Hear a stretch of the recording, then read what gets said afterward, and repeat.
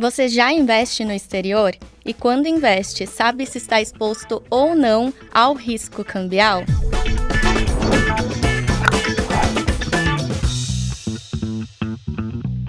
Bem-vindos e bem-vindas ao Mind Asset, podcast da Itaú Asset. Eu sou a Clara, da equipe de comunicação, e para estrear a 5ª temporada do nosso podcast, hoje eu conto com a presença do Kaique Cardoso, que é especialista de ETFs aqui na Itaú Asset, para a gente conversar mais sobre uma novidade da nossa prateleira, o SPXR11.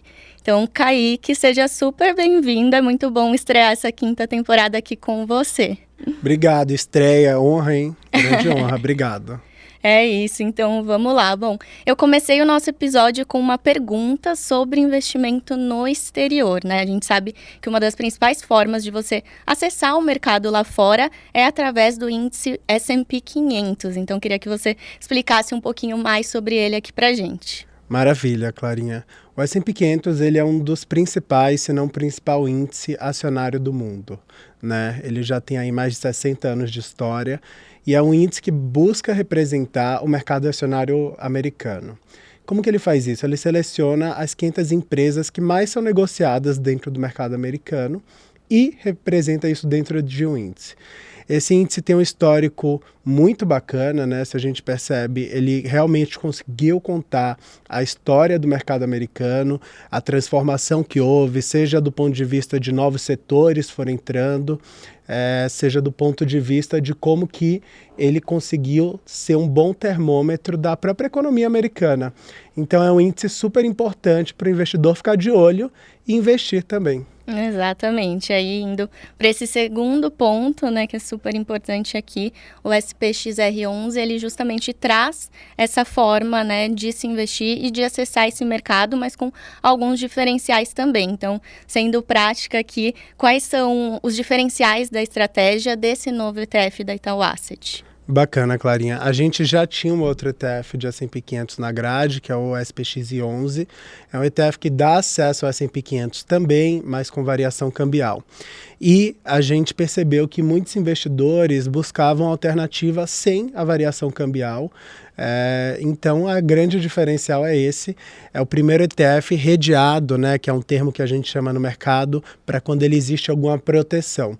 Então, ele tem essa proteção cambial e, dessa forma, o investidor ele está exposto ao S&P 500 sem a variação do dólar contra o real. Uhum. E aí, quando a gente olha de forma prática para o investidor, né, como é que isso é feito? Como é que o SPXR11 tem a sua proteção cambial ali?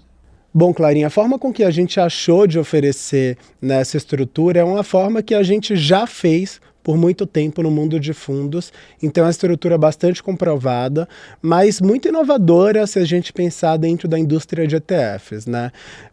E de uma forma que, resumida, sem querer complicar muito, a gente basicamente tem acesso ao S&P 500 pelo futuro de S&P 500, que é um derivativo que tem aqui listado na própria B3. Então a gente opera aqui no Brasil mesmo, em um instrumento que hoje já é líquido, que funciona super bem, que dá acesso ao mercado de S&P 500 lá fora, né?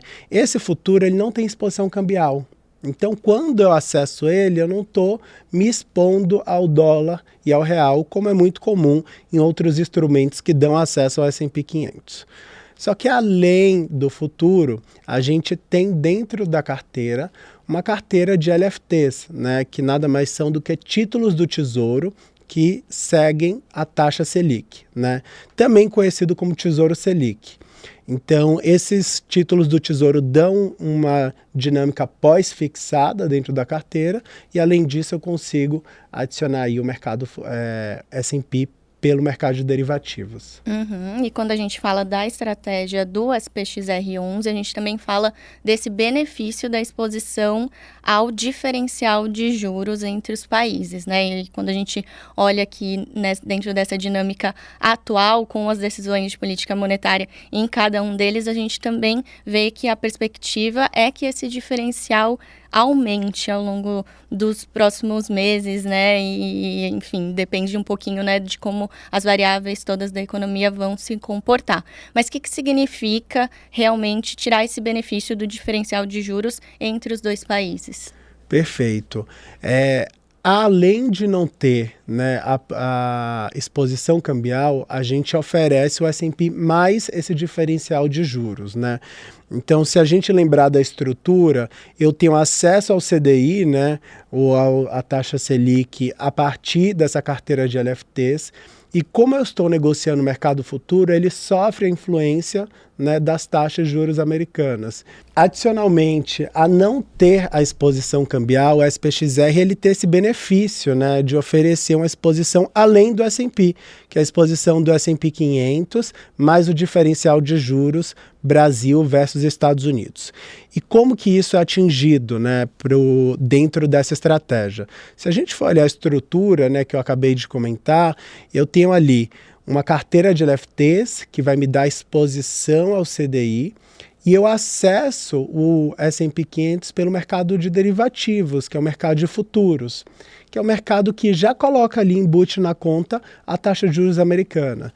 Então, quando eu simplifico toda essa matemática, eu estou, de certa forma, aqui acessando o S&P 500 e, além dele, o diferencial de juros. Brasil menos Estados Unidos, que é um diferencial que, como você mencionou, é historicamente alto, né? Ele já teve picos acima de 2 dígitos, ele já teve ali um vale, que foi na época da pandemia, onde a taxa de juros brasileira chegou a 2%, então esse diferencial teve o mínimo de 2%, mas é um diferencial historicamente alto, na média acima de 7%, e como você mencionou, até com a possibilidade nesse ano de ser ainda maior. Então, uma estratégia bastante poderosa para os investidores, porque além desse índice que tem um histórico super interessante, comprovado, que é o índice S&P 500, você consegue, nessa estrutura com proteção cambial, acessar também o diferencial de juros. É o que a gente chama no mundo aqui de mercado financeiro uma alocação de capital eficiente, porque com um investimento você tem acesso a 2 exposições diferentes. E como você falou mesmo, né, o S&P puramente, né, ele tem algumas estatísticas em números bem interessantes. Se a gente pega aqui horizontes mais longos também, certo? Certo. Se a gente olha desde o início assim, do S&P 500 e imagina, é um índice que tem um histórico bastante longo. 70% dos anos ele teve retorno positivo. Então, realmente é um índice bastante consistente. Se não fosse só isso, dentro dos retornos positivos, a grande maioria deles foram acima de 2 dígitos, né? Acima de 10%. Então, é um índice que mostra ali toda a robustez da economia americana, uma economia que tem sido capaz de se reinventar ao longo do tempo, de incluir cada vez novos setores, novas tecnologias, novos serviços. E todas essas evoluções do mercado, de uma forma ou de outra, acaba sendo capturada pelas empresas que estão listadas no mercado americano e, de certa forma, também representadas a partir desse índice. Com certeza, com certeza. E aí, quando a gente fala, né, do investidor aqui no Brasil acessando o mercado exterior, como a gente falou no começo também, a gente já possuía na grade o SPXI11 e agora a novidade, o SPXR11. Então, para ficar bem claro aqui, quais são as principais diferenças entre os dois, Kaique? Maravilha. Do ponto de vista de exposição ao S&P, eles vão ser muito similares. A gente faz de formas diferentes. Então, como eu mencionei, no SPXR, eu acesso ao S&P pelo mercado futuro. No SPXI, não. Eu acesso ele investindo diretamente no mercado americano. Mas além dessa diferença das estruturas, a gente tem a própria diferença de exposição mesmo. Um vai te dar o S&P mais a variação do dólar versus real, que é o SPXI, e o SPXR, como a gente já mencionou, o S&P 500, mais esse diferencial de juros entre Brasil e Estados Unidos.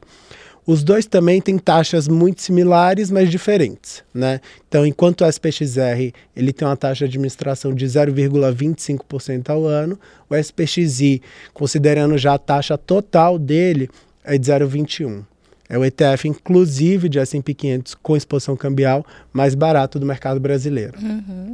Perfeito, perfeito. E aí, quando a gente fala de tributação também, alguns investidores também sempre têm aquela dúvida de como é que funciona, né?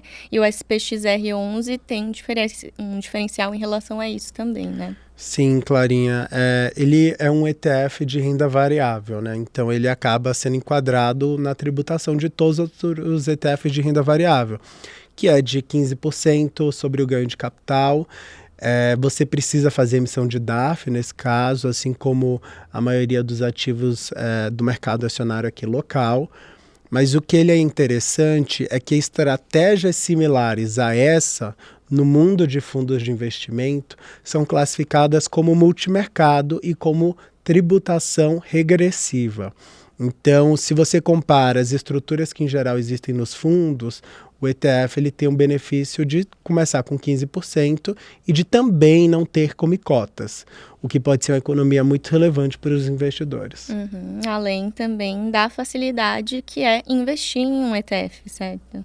Perfeito. Aqui a gente está se tratando de um ETF, então você pode comprar e vender ao longo do dia, você pode deixar suas cotas à disposição para aluguel, você também pode usar o ETF como depósito de margem. Então, pelo fato da estrutura aqui que a gente está oferecendo ser um ETF, isso traz também outros benefícios para os investidores.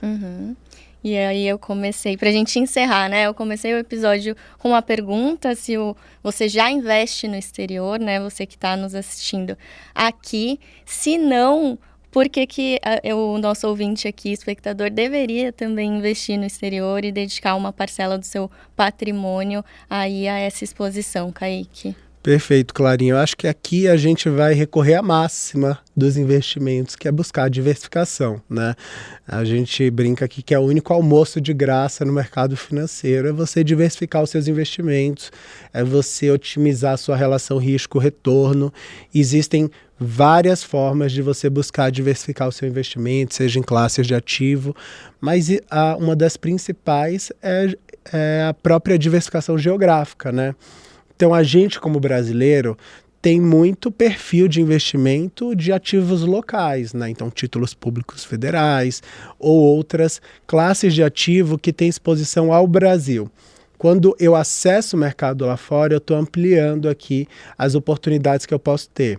A título de curiosidade para o investidor, o mercado acionário brasileiro ele representa menos de 1% do mundo, enquanto o mercado acionário americano representa mais de 60%. Então, só de adicionar o mercado americano na minha carteira, eu já expandi muitos horizontes e as possibilidades. Tanto é verdade que eu estou acessando setores que são pouco representativos no Brasil, eu consigo acessar lá fora. É o caso da tecnologia, né? A tecnologia hoje ela é mais de 1/4 do S&P 500, né? Do ponto de vista de tamanho e relevância, enquanto no Brasil é menos de 1%. Então eu consigo ter acesso a esses temas que estão movendo o mundo, né? Não só tecnologia, mas grandes empresas de saúde e grandes empresas que são líderes mundiais. Boa parte delas resolvem abrir o seu capital nos Estados Unidos. Então é uma forma, né, de você ter acesso a essas novas tecnologias, a tendências que têm acontecido, empresas bem sedimentadas. Então, investir internacional é super importante para o investidor. Começa na diversificação, mas também pela oportunidade que você pode ter, né? Maravilha, maravilha. Então, acho que assim a gente encerra o nosso episódio. Kaique, mais uma vez, super obrigada por participar aqui do Mind Asset com a gente e estrear, dando um pontapé inicial aqui nessa nossa 5ª temporada. Boa, Clarinha. Obrigado por me chamar e principalmente por me chamar nesse episódio de estreia, né? Estou muito feliz aqui. Acho que 2025 tende a ser um excelente ano para a gente. Com certeza. Espero te ver mais vezes por aqui também. Pode contar comigo. Maravilha. E para você que quer saber mais sobre o SPXR11, basta acessar o link da descrição do episódio e conferir ali todos os detalhes sobre estratégia, como investir e os diferenciais que a gente tratou aqui nesse episódio. A gente se vê na próxima.